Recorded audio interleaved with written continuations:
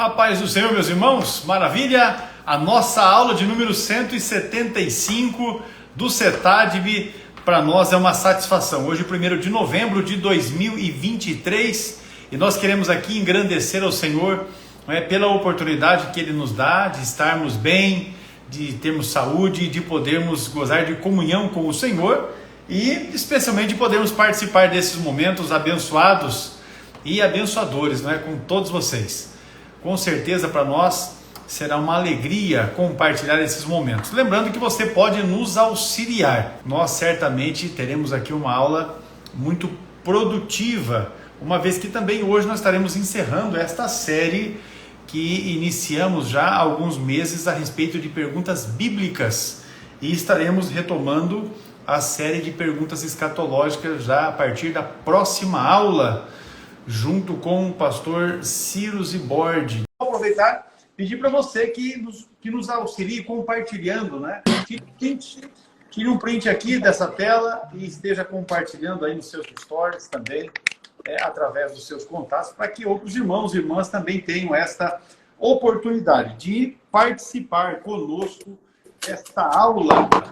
Quero convidar você para a leitura bíblica da primeira, ou na verdade da segunda epístola, de Pedro, capítulo de número 3, os versículos 10 e os seguintes, que diz assim: Mas o dia do Senhor virá como ladrão de noite, no qual os céus passarão com grande estrondo e os elementos ardendo se desfarão, e a terra e as obras que nela há se queimarão.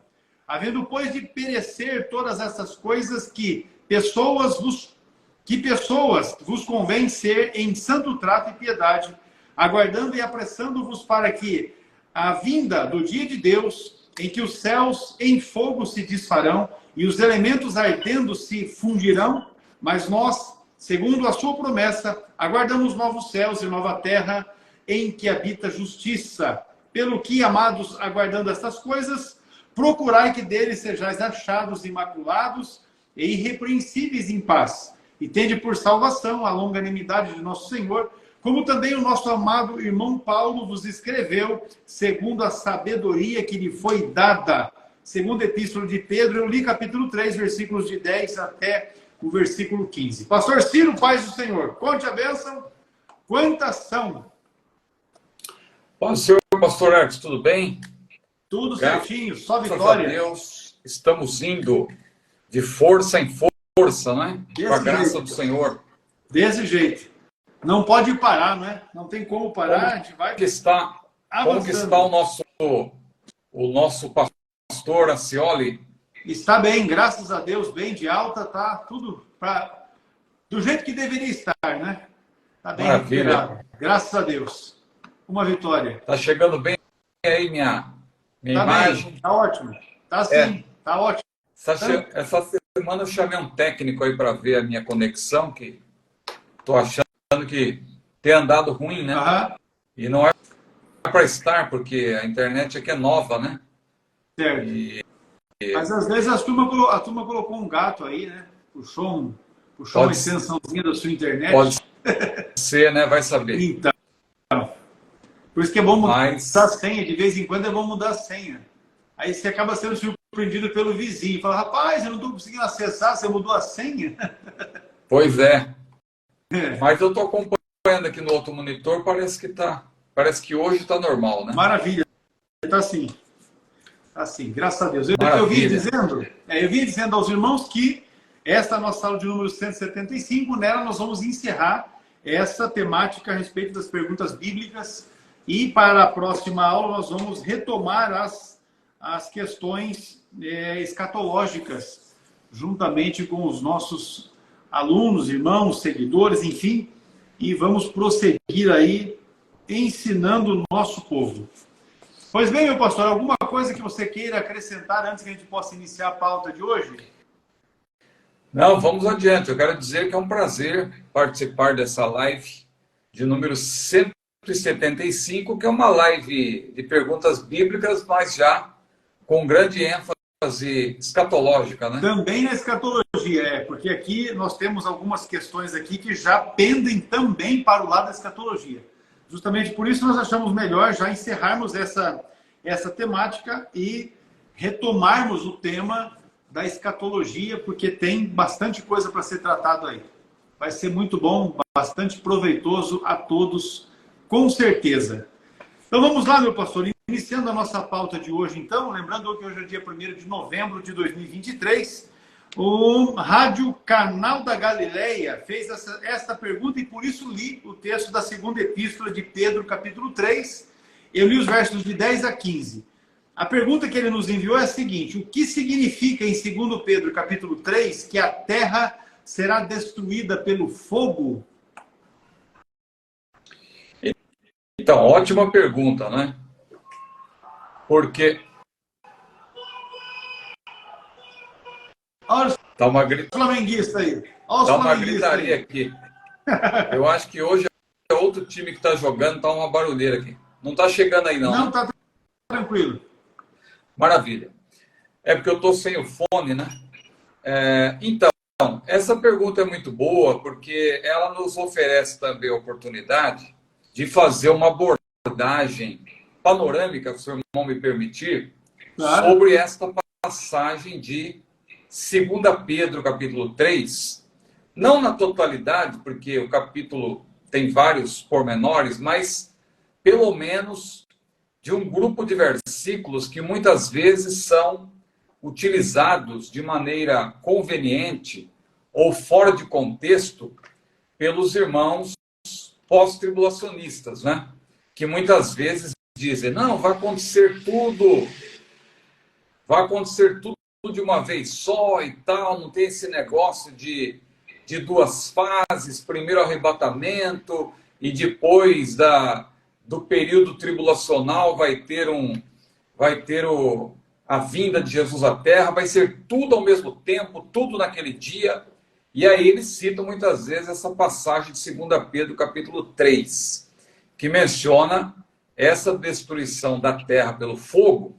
E se alguém, um leitor desavisado, não considerar o contexto, não apenas o contexto imediato, mas sobretudo o contexto geral da Bíblia, a analogia geral, o corpus escatológico, né?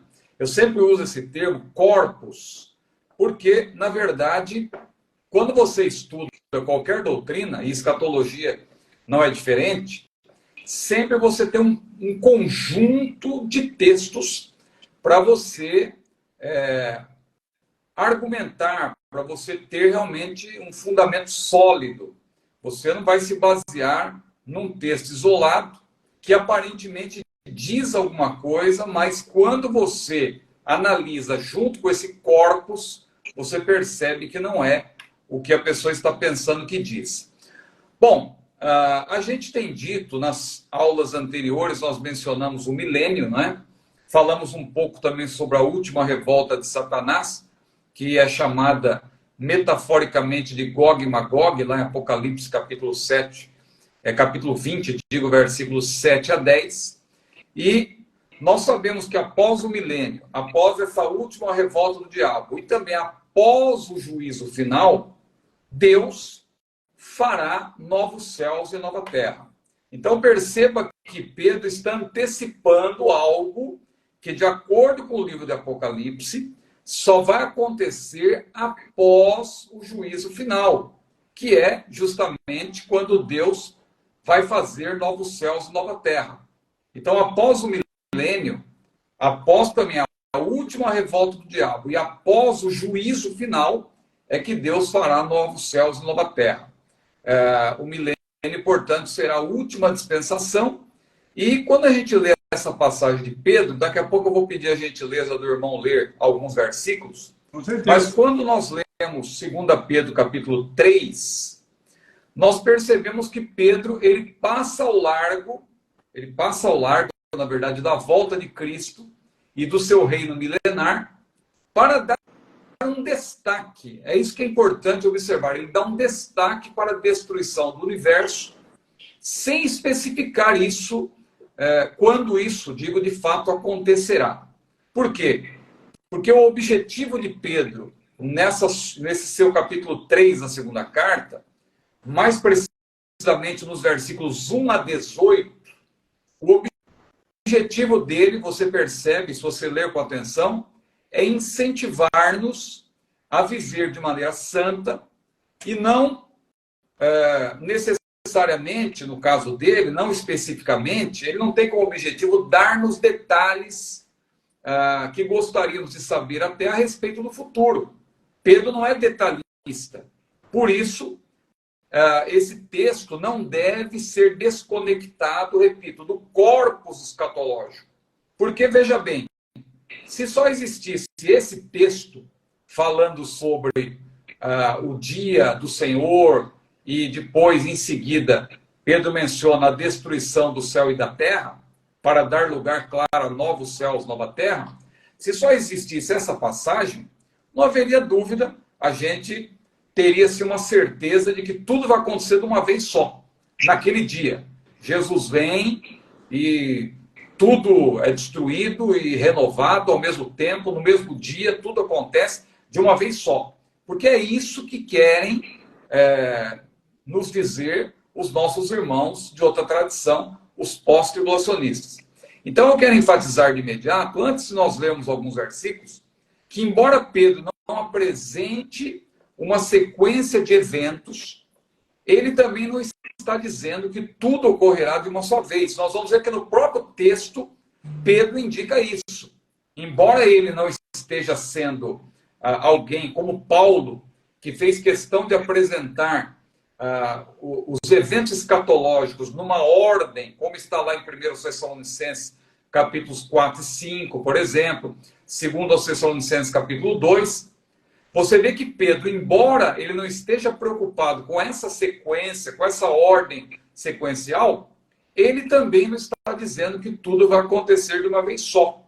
Porque a doutrina escatológica, ou estudo escatológico, ele também é regido por aquele famoso princípio da prioridade que, vez por outra, nós citamos aqui, que está presente em várias doutrinas, e na escatologia não é diferente. O princípio da prioridade, ou seja, Deus, ele trabalha com ordem e Deus prioriza. Alguns eventos têm que acontecer primeiro, e é o caso, por exemplo, da ressurreição. A Bíblia diz que Cristo, na verdade, inaugurou a primeira ressurreição. 1 Coríntios, capítulo 15, versículo 23, a Bíblia diz, Cristo as primícias, depois os que são de Cristo na sua vinda. E Paulo, lá em 1 Tessalonicenses, capítulo 4, versículos 13 a 18, ele também deixa claro que nós não precederemos os que dormem. Não precederemos os que dormem. Então veja como Deus trabalha com ordem. Agora, tendo feito essas considerações, eu vou pedir a gentileza do irmão de ler, não vamos ler todos os 18 versículos, mas vamos examinar aqui uma perícope, que é 2 Pedro, capítulo 3, versículos 7 a 14, para nós entendermos bem o que Pedro quis dizer aqui, qual o objetivo dele, e o que essa passagem de fato quer dizer quando ele fala aqui, e aí vamos entrar na pergunta do nosso irmão para responder o que ele quis dizer aqui, o que significa a terra será destruída pelo fogo. Não poderia ler, por gentileza, 2 Pedro, capítulo 3, versículos 7 a 14. Muito bem. Mas os céus e a terra que agora existem pela mesma palavra se reservam como tesouro e se guardam para o fogo até o dia do juízo e da perdição dos homens ímpios. Mas, amados, não ignoreis uma coisa, que um dia para o Senhor é como 1000 anos, e 1000 anos como um dia. O Senhor não retarda a sua promessa, ainda que alguns a tenham por tardia, mas é longânimo para convosco, não querendo que alguns se percam, senão que todos venham a arrepender-se. Mas o dia do Senhor virá como ladrão de noite, no qual os céus passarão com grande estrondo, e os elementos ardendo se desfarão, e a terra e as obras que nela há se queimarão. Havendo, pois, de perecer todas estas coisas, que pessoas vos convém ser em santo trato e piedade, aguardando e apressando-vos para a vinda do dia de Deus, em que os céus em fogo se desfarão e os elementos ardendo se fundirão? Mas nós, segundo a sua promessa, aguardamos novos céus e nova terra, em que habita a justiça. Pelo que, amados, aguardando essas coisas, procurai que dele sejais achados imaculados e irrepreensíveis em paz. Então, vamos só fazer aqui algumas considerações, então. O versículo 7, que o irmão leu, menciona já os céus e a terra que agora existem, pela mesma palavra se reservam como tesouro e se guardam para o fogo. Então, Pedro deixa claro que os céus que hoje nós vemos e a terra, eles estão guardados para uma destruição e renovação subsequente, que para nós, claro, parece estranho Deus destruir para depois refazer, mas para Deus isso, claro, Deus vai fazer isso de maneira rápida, né? Como se fosse uma renovação, sem precisar destruir. Mas o fato é que o texto diz, né, que haverá essa destruição. Então nós sabemos que uma coisa vai acontecer após a outra. E Pedro diz que isso vai acontecer somente depois do dia do juízo. Então o dia do juízo aí claramente é uma referência ao juízo final, porque haverá outros julgamentos, evidentemente. Nós sabemos que os juízos escatológicos, eles não vão acontecer todos de uma vez só. Por quê? Porque há aspectos diferenciadores. Então, por exemplo, o público é diferente nos juízos, os critérios, o local e também o resultado. Nós não podemos, por exemplo, achar que o tribunal de Cristo, que vai acontecer imediatamente após o arrebatamento, porque Jesus disse na sua palavra: eis que cedo vem, o meu galardão está comigo para dar a cada um segundo a sua obra. É claro que esse tribunal de Cristo, para efeito de galardão, não é o juízo final, porque o juízo final, a Bíblia é muito clara ao dizer que ocorre após o milênio, após a última revolta de Satanás. Apocalipse capítulo 20, versículos 7 a 10, mostra a última revolta de Satanás, e só depois é que nós vemos o juízo final. Então, o juízo final, o trono branco, não é a mesma coisa que o tribunal de Cristo. Por exemplo, há outros julgamentos que nós não vamos citar aqui para ganhar tempo, como o julgamento dos gentios, ou o julgamento das nações, que está lá em Mateus capítulo 25, a partir do versículo 31. E tem também o julgamento dos anjos, o próprio julgamento de Satanás, o julgamento de Israel, que ocorre durante o período tribulacional. Então, há vários julgamentos na Bíblia e nós não podemos confundi-los com o juízo final. O juízo final de fato, tem esse nome porque é o último dentre todos. E Pedro, quando fala aqui, então, do dia do juízo, e ele menciona que céus e terra estão guardados para a destruição até o dia do juízo, ele aqui concorda com o que está em Apocalipse, porque Apocalipse é muito claro lá, se você ler a sequência de Apocalipse 19, a partir do versículo 11 até o capítulo 22, a parte inicial, você vê que ali você tem uma ordem sequencial dos acontecimentos. Agora, note também nesse versículo 7 que Pedro, claro, está fazendo referência ao profeta Isaías. Porque Isaías, no capítulo 34, versículo 4, e também no capítulo 51, versículo 6, ele diz que todo o exército dos céus se dissolverão como um pergaminho. Todo o exército se dissolverá, digo, como um pergaminho. Todo o seu exército cairá como cai a folha da vide e a folha da figueira. E diz também que os céus desaparecerão como fumo. Então, o que Pedro está citando, o que Pedro está dizendo, já estava previsto na palavra profética. Então, é importante nós termos isso em mente logo de início. No versículo 8, que o irmão leu aí também, Pedro diz: amados, não ignoreis uma coisa. Agora, aqui que é importante, para você perceber que Pedro não está se preocupando aqui com uma ordem sequencial dos eventos. Ele especifica quando que vai acontecer a destruição do céu e da terra, porque eles estão guardados para o dia do juízo, mas em seguida ele diz: amados, não ignoreis uma coisa. Um dia para o Senhor é como 1000 anos, e 1000 anos como um dia. O que isso revela?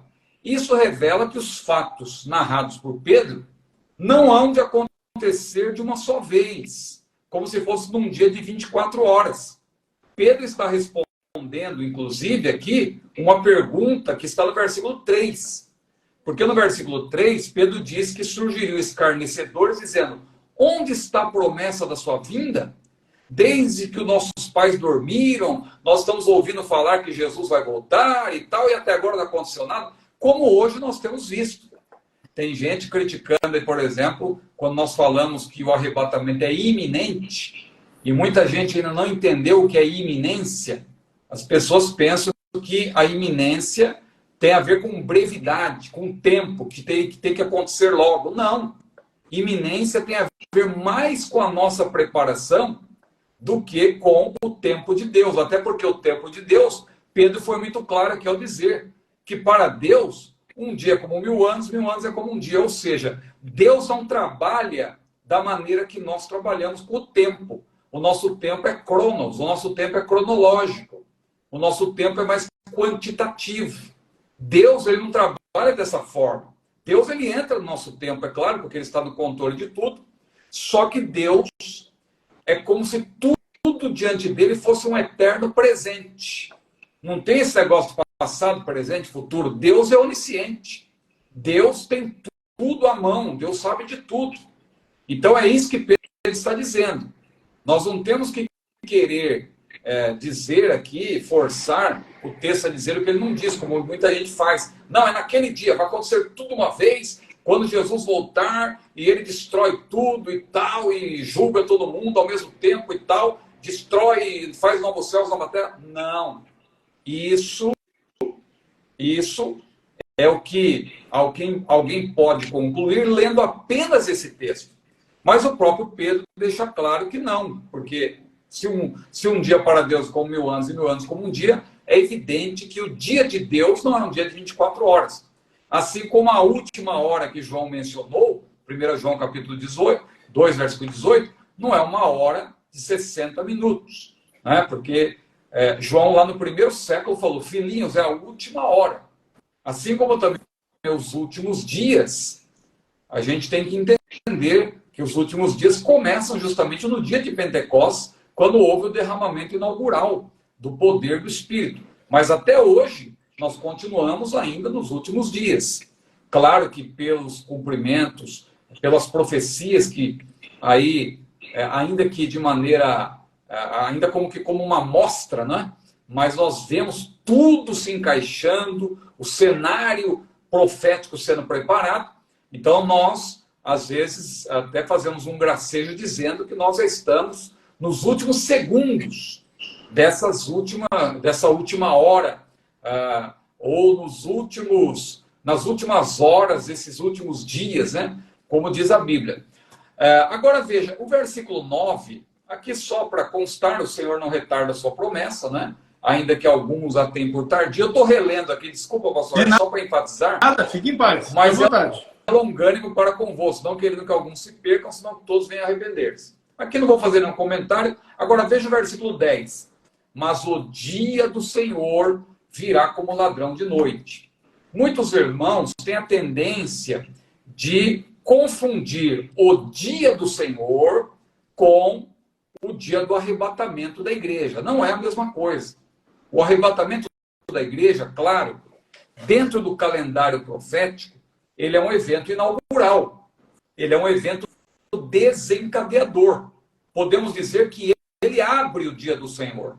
Mas ele não é propriamente o dia do Senhor, porque o dia do Senhor, na verdade, é um período. Não é um dia de 24 horas. O arrebatamento acontece hoje, se ele acontecer hoje, porque ele é iminente, pode acontecer a qualquer momento. Se acontecer hoje, isso desencadeia ou desencadeará aí o calendário profético. Aí o dia do Senhor começa Deus começa a executar aquilo que está planejado. Quando você lê na Bíblia sobre o dia do Senhor, os profetas do Antigo Testamento falam muito sobre o dia do Senhor. O dia do Senhor, inicialmente, é um dia de juízo, mas que também contempla bênçãos para o povo de Deus. O dia do Senhor, de maneira ampla, ele tem tantos juízos que estão previstos na palavra profética, sobre as nações que se levantarem contra Israel e tal. O próprio Israel será julgado. A igreja, claro, já estará glorificada porque ela terá sido arrebatada. Mas o dia do Senhor também contempla as bênçãos de Deus. O próprio milênio, nós podemos dizer que está contido nesse dia do Senhor, porque é um período de tempo, e dentro do tempo de Deus, antes do dia da eternidade. Então, o dia do Senhor contempla tudo o que vai acontecer a partir do arrebatamento da igreja, né? Então, nós não devemos confundir o dia do Senhor com o dia do arrebatamento da igreja. O dia do Senhor com a vinda do Senhor para buscar a sua igreja. Agora, o dia do Senhor virá como ladrão. Por que virá como ladrão? Porque, à luz do que Paulo disse lá em 1 Tessalonicenses, capítulo 5, versículos 1 a 3, quando disserem a paz e segurança, lhes sobrevirá repentina destruição, como as dores de parto. E ali Paulo usa aquele termo que o Senhor Jesus também utiliza, que é Odin, né? Odin, né? Odin, que é, na verdade, dores de parto, que é um termo recorrente na literatura apocalíptica, que ilustra, né? Fazendo menção das dores que a mulher sente, as contrações, quando vai se aproximando o momento dela entrar em trabalho de parto. Quanto mais as dores se intensificam, mais está chegando a hora de ela dar à luz. Então, Jesus também falou do princípio de dores. Ele usa ali um prefixo, né? Arche, né? Arche, no grego. Arche, quando ele usa esse termo Odin, né? Justamente para dizer que é o princípio das dores. Ou são as dores que a mulher sente ainda antes do trabalho de parto propriamente dito. Porque quando vem o trabalho de parto, claro, já são dores mais intensas, já são aquelas contrações realmente para expulsar, né? Para expulsar o bebê do útero, né? Então, essa analogia que Paulo utiliza, lá em 1 Tessalonicenses 5, é para dizer que quando vier o dia do Senhor, a destruição será repentina. Os homens não vão estar esperando, só que a igreja já terá sido arrebatada, né? É o que Paulo ensina nas suas cartas. Aí Pedro diz no versículo 11, havendo, pois, de perecer estas coisas, repito, ele não está apresentando uma ordem sequencial, ele está dando ênfase para a destruição da terra, sem dar detalhes, como Paulo detalhou lá em 1 Tessalonicenses 4 e 5, e 2 Tessalonicenses capítulo 2. Mas olha o que Pedro diz, versículo 11, havendo, pois, de perecer todas essas coisas, que pessoas os convém ser em santo trato e piedade? Agora veja, aguardando, e aqui vale a pena só um esclarecimento, aguardando e apressando-vos para a vinda do dia de Deus. Esse apressando-vos, em algumas versões, não tem o vos aí, né? Então tem apressando, alguém pensa que nós é que vamos apressar a vinda do Senhor. Mas a versão corrigida ela está correta quando diz apressando-vos, porque quem tem que ter pressa, quem tem que estar preparado, somos nós. É esse o sentido das palavras de Pedro. Não é o sentido de que nós podemos, se nós evangelizarmos logo o mundo rapidamente, nós vamos apressar a vinda do dia de Deus. Não. Nós não temos como apressar isso. Até porque o evento desencadeador do dia de Deus é o arrebatamento, que nós temos destacado, e se houver tempo vamos destacar mais uma vez hoje, é um evento iminente. E daqui a pouco nós explicaremos o que é iminência. Mas só concluindo, então, essa longa explicação, peço desculpas, pastor Hermes. O versículo 12 diz, aguardando e apressando-vos para a vinda do dia de Deus.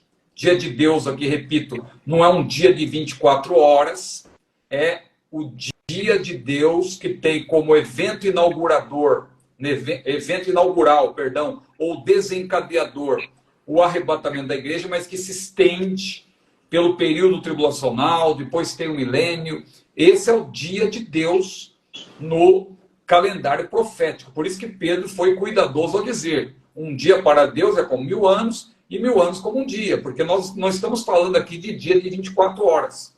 É um erro dos irmãos aí de outra tradição querer dizer isso, ou sugerir que tudo vai acontecer de uma vez. Naquele dia vai acontecer. Jesus falou da ressurreição no último dia. Só que a própria Bíblia explica, né, que a ressurreição, por exemplo, dos justos, ela é seletiva, dentre os mortos, dentre os mortos. E o próprio livro de Apocalipse mostra que há, entre a primeira e a segunda ressurreição, um espaço aí de pelo menos 1000 anos, né? Então, claro que não é tudo ao mesmo tempo. O dia de Deus aqui, então, é todo o período escatológico inaugurado, que será inaugurado pelo arrebatamento da igreja. Só para citar aqui os versículos 13 e 14, então, finalmente, no versículo 13, Pedro diz: nós, segundo a promessa, aguardamos novos céus e nova terra.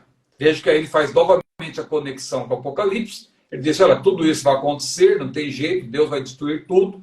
Mas nós, na verdade, não estamos preocupados com isso. Por quê? Porque nós temos uma promessa. Qual é a promessa? Nós aguardamos novos céus, nova terra em que habita a justiça.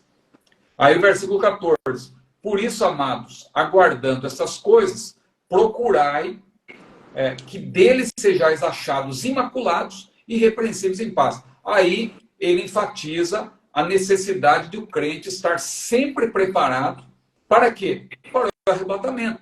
Porque é o arrebatamento que é a bem-aventurada esperança da igreja, conforme Tito capítulo 2, versículos 11 a 14, né? A graça de Deus será manifestada, trazendo salvação a todos os homens, ensinando-nos que, renunciando às impiedades, às concupiscências mundanas, vivamos ainda nesse presente século, sóbria e justa e piamente, aguardando a bem-aventurada esperança e o aparecimento da glória do grande Deus, o Senhor Jesus Cristo, o qual se deu a si mesmo, para purificar um povo seu, especial, zeloso de boas obras. Então, o arrebatamento da igreja é uma bem-aventurada esperança. E João, lá na sua primeira carta, capítulo 3, ele disse, amados, agora somos filhos, e ainda não é manifesto que havemos de ser, mas sabemos que quando ele se manifestar, nós seremos semelhantes a ele, porque assim como ele é, nós o veremos. Agora note, qualquer que tenha essa esperança, purifica-se a si mesmo, assim como ele é puro. Então, João, ele corrobora o que Pedro falou, nós devemos estar imaculados, irrepreensíveis, preparados para o dia do arrebatamento, porque o arrebatamento vai ser um livramento. Jesus deixou claro que o arrebatamento é um livramento. Lucas 21, versículo 36.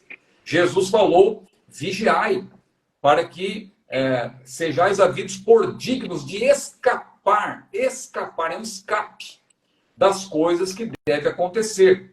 Paulo também, em 1 Tessalonicenses, capítulo 1, versículo 10, ele diz que a vinda do Senhor é para nos livrar da ira futura. E a ira futura é uma referência ao período tribulacional.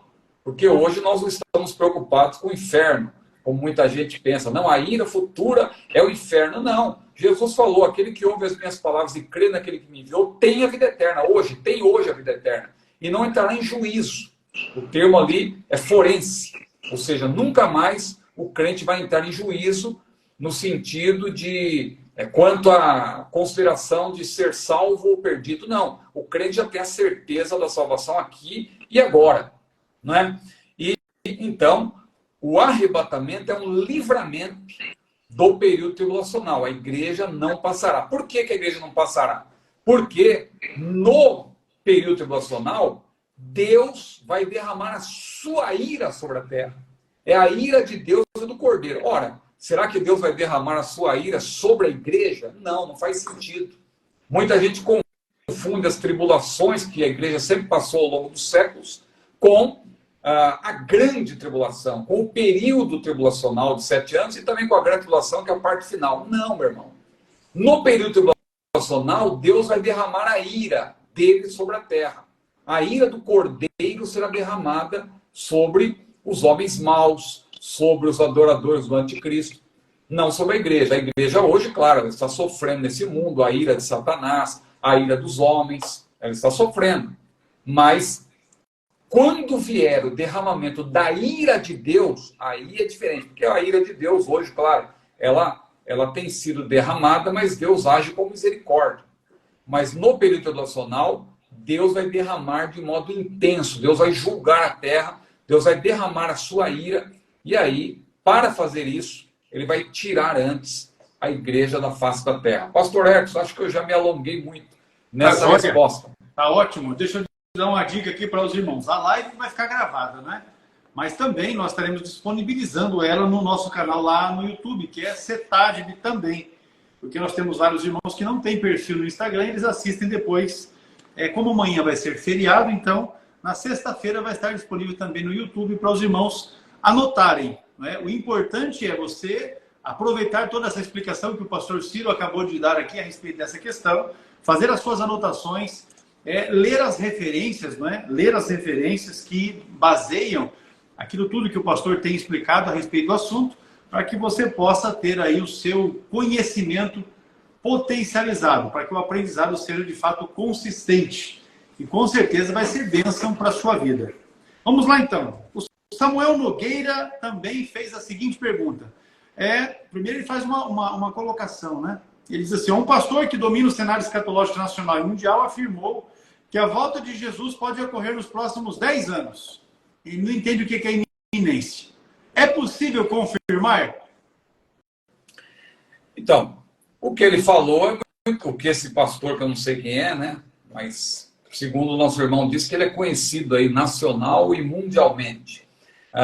O que ele falou é muito vago, né? Porque dizer que a vinda de Jesus pode acontecer nos próximos 10 anos é o mesmo que dizer que ela pode acontecer daqui a 10 minutos, daqui a 10 dias, daqui a 10 anos, daqui a 100 anos. Ela pode acontecer. Então, poder acontecer nos próximos 10 anos, ela pode. Até porque, o irmão já mencionou aí, o arrebatamento da igreja, que é o evento desencadeador do calendário profético, é um evento iminente. E aí eu vou aproveitar a oportunidade, então, para explicar mais uma vez o que é iminência, porque é possível, claro, que Jesus venha, não vou dizer que não, é possível que Jesus venha buscar a sua igreja nos próximos 10 anos, assim como também é possível, eu creio, que Jesus venha antes de terminar essa live. Não é? Com certeza. É possível, Maranata. mas nós não... Maranata. Maranata, não é? É possível, mas nós não temos permissão para fazer qualquer previsão nesse sentido. As pessoas são tentadas a querer fazer previsão, porque o povo, infelizmente, gosta desse tipo de abordagem. Então o povo quer saber, Jesus vai chegar quando? Agora está acontecendo essa guerra lá em Israel. Isso indica que Jesus vai chegar daqui um ano. Veja, nós não temos permissão para fazer esse tipo de afirmação. Por quê? Vamos reiterar que o arrebatamento é iminente. E por iminência, nós entendemos 3 características. É que é bom explicar. Por quê? Porque tem pessoa que parece que não entendeu bem ainda o que é iminência e fica tentando zombar desse conceito, dizendo a seguinte coisa. Bom, se o arrebatamento é iminente, então quando Jesus falou que voltaria, a partir do momento que ele subiu, ele já poderia voltar logo em seguida. Né? Então, como que o evangelho seria pregado em todo mundo? Como que haveria, por exemplo, antes, no dia de Pentecostes, o derramamento do Espírito Santo? Porque o arrebatamento é inaugural. O arrebatamento é o evento inaugural e ele é iminente. Então, quando Jesus subiu, logo em seguida, ele já poderia voltar. Então, muitos tentam desfazer do conceito usando esse tipo de argumento. Agora, o conceito da iminência, ela diz muito mais sobre a nossa preparação do que sobre o tempo do arrebatamento. Aliás, a melhor ilustração para a iminência é a morte. Nós sabemos quando será o dia da nossa morte? Nós muitas vezes fazemos previsões. Não, eu quero viver tantos anos e tal. Só que tem uns que morrem logo ao nascer, tem outros que morrem com 10 anos, tem gente que morre com 20 anos, tem gente que morre com 90 anos, tem gente que vive mais de 100 anos. Mas ninguém pode determinar e dizer, eu sei o dia que eu vou morrer. Ninguém sabe. A morte, ela é iminente. O que significa iminente? Pode acontecer a qualquer momento. Agora, quando nós falamos do arrebatamento da igreja, 3 pontos têm que ser destacados sobre a iminência. Primeiro, a certeza, que eu acabei de ressaltar, a certeza de que Jesus virá a qualquer momento. Porque diz respeito à nossa preparação. Porque nós também podemos morrer. Então o crente ele tem que estar pronto. Quando você fala de iminência, não é para determinar a data da vinda de Jesus, não é para dizer, não, Jesus não veio, em 2000 anos também não vai voltar nos próximos 2000. E a pessoa embarca na canoa furada que Pedro mencionou lá, dos escarnecedores. Onde está a promessa da sua vinda? Aí tem muita gente hoje em dia zombando da doutrina da iminência. Mas a iminência, então, tem a ver com a certeza de que Jesus pode chegar a qualquer momento. Mas, de maneira paradoxal, iminência também tem a ver com a incerteza quanto ao momento exato da vinda de Jesus. Ninguém sabe o momento exato. Por isso que nós não podemos ceder à tentação. Muita gente ao longo da história quis marcar data, quis fazer cálculos mirabolantes para estabelecer Jesus vai voltar, como alguém profetizou, num sábado de 2007. Veja que 2007 já ficou para trás há muito tempo, né? Mas teve uma profetisa aí, que hoje, inclusive, continua falando sobre escatologia, mas lá no século passado, eu me lembro muito bem, ela profetizou e disse, não, Jesus vai voltar em 2007. E vai ser num dia de sábado de 2007 e tal. E muita gente achou que ia acontecer mesmo, né? Então, veja como nós não podemos ceder a essa tentação. Agora, talvez o aspecto mais instigante da doutrina da iminência eu tenho falado da ausência de sinais, mas eu vou usar um termo diferente aqui, porque muita gente não entende quando eu falo isso, porque nós mesmos cantamos, tudo nos mostra que Cristo já volta, breve Jesus voltará, e alguém diz, irmão Ciro, afinal de contas, a gente sempre falou de sinais, agora o irmão está dizendo que a vinda de Jesus não tem sinais. Eu não quero dizer que a vinda de Jesus não tem sinais. Na verdade, eu vou substituir a palavra ausência pela palavra que não é muito usual, mas existe. É a palavra desnecessidade, ou não necessidade, né? Então veja, o arrebatamento, ele não tem a necessidade de sinais para ele acontecer. Em outras palavras, pode acontecer ainda muita coisa antes do arrebatamento, mas nada precisa ocorrer para que o arrebatamento aconteça. É isso que eu quero dizer.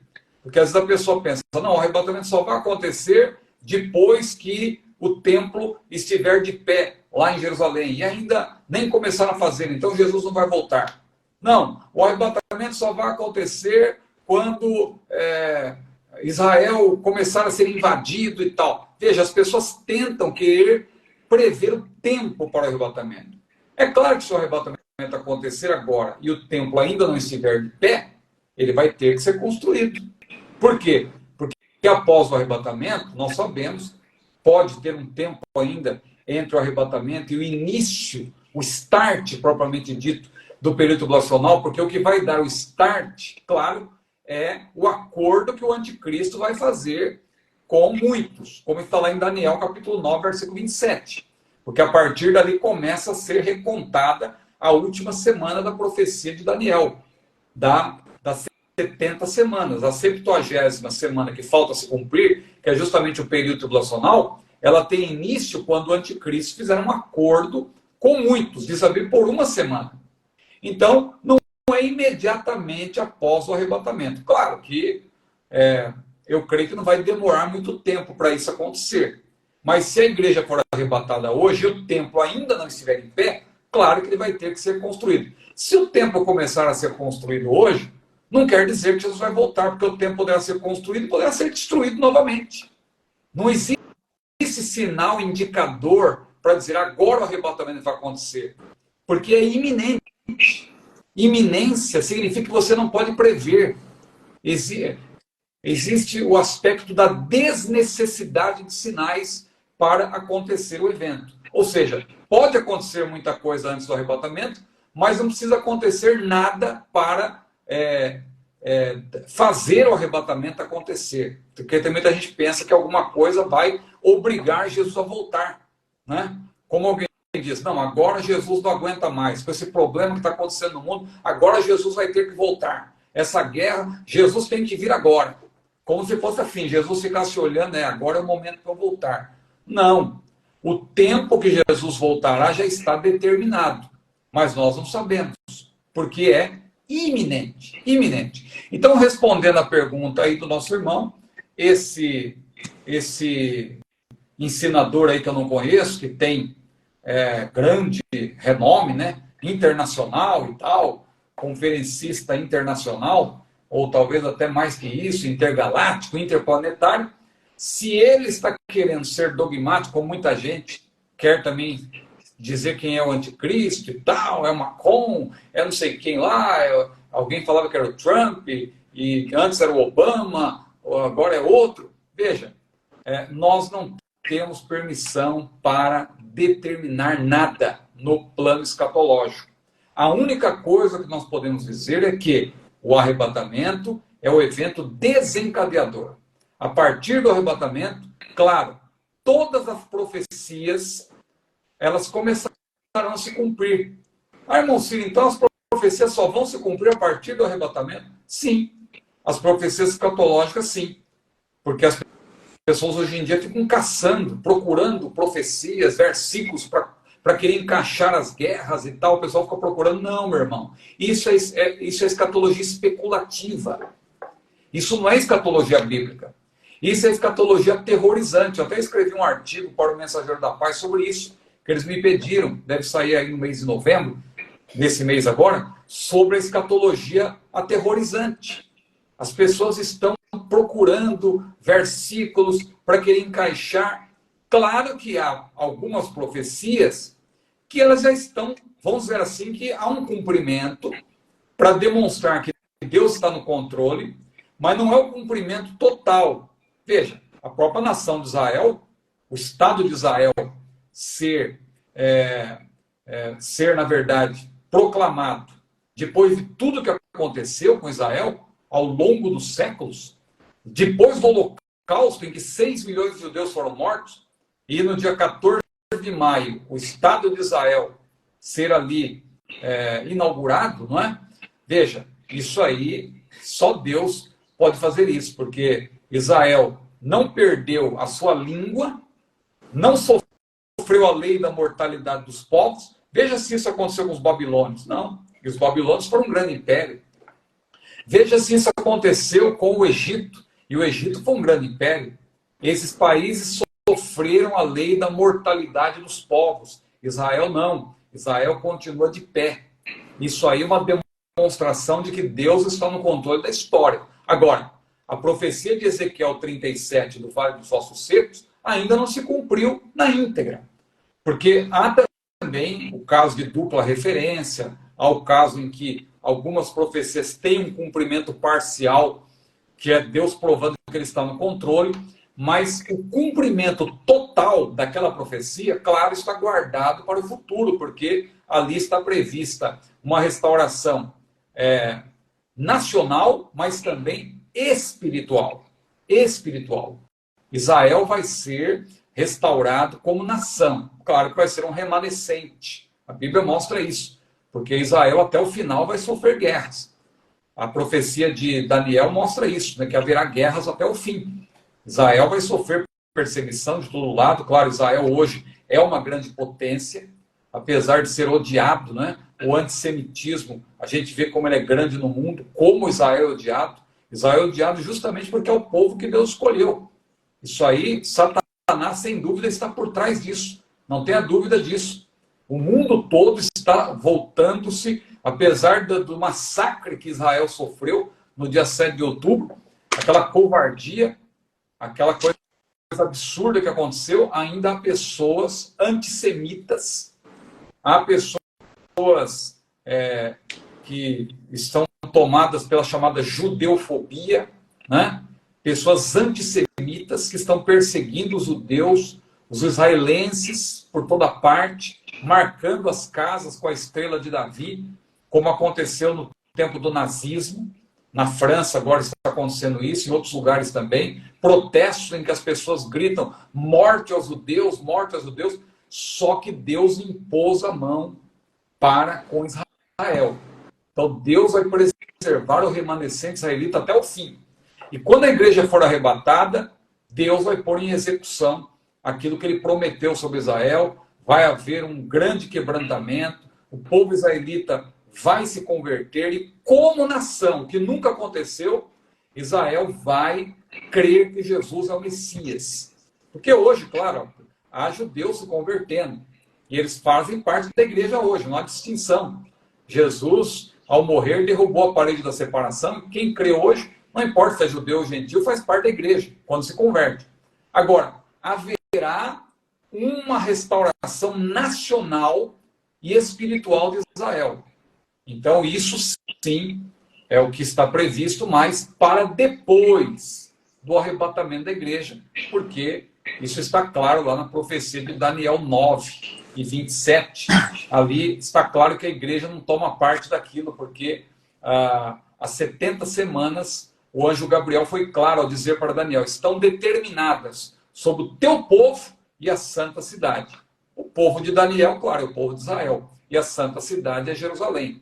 Então não é para a igreja não vai tomar parte do período tribulacional e há muitos outros textos bíblicos que deixam isso muito claro. Maravilha, meu pastor. Explicada essa questão, como serão os corpos ressuscitados dos que morrem sem Cristo? É a pergunta enviada pelo Tiago Jansen Castelo Branco. Vamos para uma resposta mais sucinta, né, para a gente conseguir cumprir a pauta de hoje. Vamos lá. Nós sabemos que os corpos serão glorificados, né? Isso está claro, porque 1 Coríntios 15 diz que aquilo que é mortal se revestirá da imortalidade e o que é corruptível se revestirá da incorruptibilidade, no caso dos salvos, né? Então, os salvos serão glorificados. Agora, ele está perguntando sobre os que morrem sem Cristo. Os que morrem sem Cristo, é evidente que eles não vão ser glorificados, mas eles vão ter que comparecer diante do justo juiz com o seu corpo. Eles vão ter que comparecer na condição tríplice, espírito, alma e corpo. Então, Deus está implícito, claro que Deus vai reconstituir. Porque, por exemplo, pense na pessoa que foi cremada. Claro que ela vai ter que comparecer com o seu corpo diante do justo juiz. Então, Deus vai reconstituir, só que não vai glorificar. É um corpo ignominioso, porque a pessoa que é condenada, ela vai ser lançada também na condição plena, no Guiena, porque Jesus falou disso. Jesus falou, não temais os que matam o corpo e nada podem fazer com a alma. Temei antes aquele que pode fazer perecer no inferno, ali ele se referia ao lago de fogo, ao inferno final, tanto a alma quanto o corpo. Então, tanto a parte imaterial como a parte material, claro, o ser humano ele é tripartito, essas três partes formam uma unidade, o ser humano ele vai ser lançado, o ímpio, no caso, vai ser lançado no lago de fogo. A igreja, claro, os salvos vão ser glorificados, é um corpo glorioso, os ímpios vão ser reconstituídos, não sabemos exatamente como que vai ser a aparência deles, né? Isso está guardado para o futuro, mas vai ser um corpo ignominioso. Maravilha, meus irmãos. Fica a dica aí, façam registro, façam suas anotações, né? Porque tem informação aí valiosíssima. O Vinícius Alves também perguntou o seguinte, os milagres de Jesus foram feitos como homem ou como Deus? Jesus se fez homem sem deixar de ser Deus. Isso é fato, né? Agora, por outro lado, não há como isolar a deidade ou a divindade de Jesus da sua humanidade. Quando Jesus se fez homem, sem deixar de ser Deus, claro, ele continuava, e como continua, e nunca deixou de ser Deus, porque Deus não deixa de ser, né? Deus é. Se Deus deixar de ser, é porque ele nunca foi. Existem algumas heresias por aí que dizem que Jesus passou a ser Deus a partir de certo ponto. Não. Deus não passa a ser, Deus é. Se Jesus passou a ser, é porque ele não é. O verdadeiro Deus, o Deus Todo-Poderoso, ele sempre foi Deus, né? Então, Agora, Jesus, quando se fez homem, ele deu exemplo de uma vida santa, ele foi o exemplo em tudo, e diz a Bíblia que ele foi ungido pelo Espírito Santo. Pedro mesmo pregando na casa de Cornélio, Atos capítulo 10, versículo 38, Pedro disse, como Deus ungiu a Jesus de Nazaré com o Espírito Santo e com virtude, o qual andou fazendo bem e curando a todos os oprimidos do diabo, porque Deus era com ele. Então, Jesus, ele estava debaixo da unção do Espírito Santo. Então, quando ele operou milagres, até para dar o exemplo, para mostrar que nós também poderíamos, como ele mesmo disse, fazer obras maiores do que aquelas que ele fazia, Jesus agiu como homem. Ele fez os milagres, claro, como homem. Muito bem, meu pastor. Para a gente poder encerrar, então, o Moisés Bezerra mandou essa questão aqui, ó, a respeito de José no Egito. Com quantos anos José foi para o Egito e quanto tempo passou até ele chegar ao posto de governador do Egito? Essa pergunta eu não vou dizer que é fácil de responder, mas a gente tem a resposta da própria Bíblia, né? Então não precisa nem elaborar muito. Se o irmão quiser ler aí, ó, com quantos anos José foi para o Egito, quanto tempo passou até chegar lá? Gênesis 37, 2 diz que José tinha 17 anos, quando os seus irmãos se levantaram contra ele. Então, diz lá claramente, era José da idade de 17 anos. Então, a gente pode aí supor que ele poderia ter no máximo 18 anos, mas o texto diz que ele tinha 17 quando ele começou a ser perseguido pelos seus irmãos, e não demorou muito tempo, ele foi vendido. Então, é muito possível que ele foi vendido ainda com 17 anos, ou no máximo 18. Com 30 anos, Gênesis 41 e 46, diz que ele se tornou o Zafenate Paneia, o governador do Egito. Então, aí eu creio que já responde a pergunta do nosso irmão, que ele disse quanto tempo passou até ele chegar ao posto de governador do Egito. Então, é só fazer uma conta simples. 30 menos 17 dá 13. Então, passaram-se pelo menos 13 anos. E o texto informa ainda, Gênesis 50, versículos 22 a 26, que José morreu com 110 anos. Então, você tem aí tanto a idade de quando José foi para o Egito, por volta de 17 anos, a idade em que ele se tornou governador do Egito, depois de toda aquela luta que ele passou, foi vendido para Potifar, depois teve aquele caso lá da mulher dele que se levantou contra ele, levantou uma calúnia contra ele, acabou sendo preso, mas Deus estava com José em todo lugar em que José estava. Interessante que a vida de José pode ser dividida em José em 4 casas, né? José na casa do seu pai, José na casa de Potifar, José na casa do calabouço, né? A Bíblia diz a casa do cárcere, ou a casa do calabouço, e José na casa do rei. 4 casas. Agora é interessante que em todas essas casas, uma ênfase se sobressai. A Bíblia diz, o Senhor era com José. O Senhor estava com José. Até quando José estava na prisão, na casa do cárcere, a Bíblia diz, o Senhor era com José. Então Deus estava com José em todo o tempo. E José foi muito abençoado por Deus, viveu 110 anos, com 17 anos ele passou aquela provação. Imagina um adolescente sendo jogado num buraco, né? E Deus preparou até o buraco, porque não tinha água, não tinha bicho, né? Só tinha José e Deus lá dentro, graças a Deus por isso. E depois José foi vendido para aqueles mercadores ismaelitas que o levaram para o Egito. Ele acabou sendo vendido para Potifar, se tornou um servo importante ali na casa de Potifar, e depois a sua mulher o desejou, quis deitar-se com ele, tentou seduzi-lo, mas José era um rapaz muito temente a Deus, perdeu aquela túnica que seu pai lhe fizera, mas não perdeu a sua dignidade, a sua moral, e permaneceu na presença de Deus. Foi preso injustamente, mas lá na prisão ele era um preso que comandava outros presos, e lá ele interpretou os sonhos do copeiro, do padeiro, e aí o padeiro acabou sendo morto, o copeiro voltou a servir o rei, depois de 2 anos lembrou-se dos seus pecados, e ali Faraó teve um sonho, precisava que alguém interpretasse, José apareceu lá, E Faraó olhou e disse: onde acharíamos um varão como esse, em que há o Espírito de Deus? E colocou logo José para ser o Zafenate Paneia, né? Que é o governador, ali, o salvador do mundo, né? Ali na tradução literal, né? Então é isso, pastor. 17 anos quando foi vendido e 30 anos quando se tornou governador do Egito. Maravilha, está resolvida a matemática aí rapidamente, né? Mas para quem ficou atento aí, já dá para tirar um esboço das 4 casas, né? Dá para fazer um esboço, dá para organizar uma pregação e já pregar no próximo domingo. Dá uma pregação. Dá uma pregação. Rapaz, eu já fiquei ali saliente.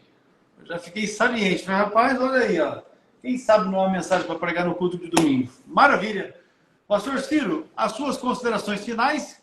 Após elas, nós já estaremos encerrando a nossa aula de número 175. Na próxima semana, nós estaremos iniciando o nosso tema escatológico, as perguntas escatológicas. Temos uma série delas, não é, para que os irmãos possam continuar crescendo nessa área aí da escatologia. Deixa eu mostrar aqui para os irmãos. Olha só. Perguntas escatológicas é um curso que o pastor Ciro escreveu. Eu vou deixar aqui para que vocês possam tirar um print da tela e quem quiser entrar em contato com o CETADB tem aí os nossos contatos. Telefone fixo, WhatsApp, e-mail, nosso site e também as nossas redes sociais. Tire um print, você vai ficar com as informações, depois é só nos chamar. Se desejar também, pode colocar um comentário aqui na própria live, pode depois enviar uma mensagem para o direct e nós estaremos respondendo aos irmãos. Lembrando que amanhã é feriado, não haverá expediente na Secretaria do CETADB, então certamente a resposta não será amanhã, mas na sexta-feira, quando retomamos o trabalho. Pastor Ciro. Amém. Quero só agradecer e pedir que os irmãos continuem orando, né? E pelo nosso Brasil, pelos nossos pastores, né? O nosso pastor Acioli, que está se recuperando aí de uma pequena internação, né, que ele teve, né? Ele teve infecção, né? Ele teve um problema de infecção. Está bem. E que Deus possa continuar abençoando mais e mais nosso pastor Acioli, pastor Hércules, toda a nossa família CETADB em Apucarana, em todo o Brasil, em todo o mundo, e que Deus abençoe os nossos alunos também do nosso CETADB, que é aí o Centro Educacional Teológico que mais cresce no Brasil.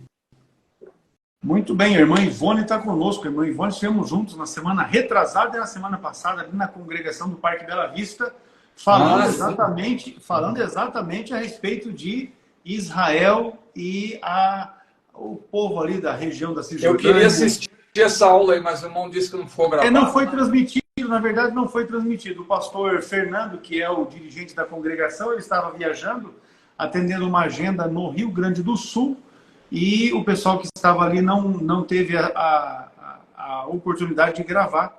Mas não vai faltar a oportunidade de a gente poder compartilhar a respeito desses assuntos, porque são temas do momento.